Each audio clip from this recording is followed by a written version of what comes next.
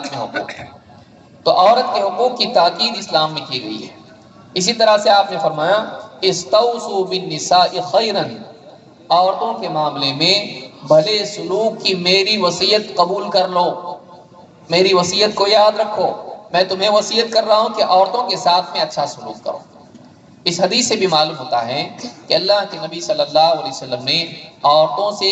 برے سلوک کی تلقین نہیں کی کہ ان کو تم نیچا دکھاؤ، چھوٹا رکھو، دبا کر رکھو، ان کو ذلیل کرتے رہو، ان کو اوپر مت اٹھنے دو،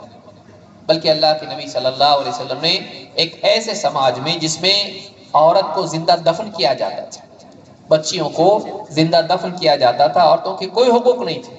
ایسے سماج میں اللہ کے نبی صلی اللہ علیہ وسلم نے مردوں کو اس بات کی تلقین کی کہ وہ عورتوں کے ساتھ میں اچھا سلوک کریں۔ اس حدیث کو امام البخاری مسلم دونوں نے روایت کیا ہے۔ عورتوں کے حقوق میں زندگی کا حق عورت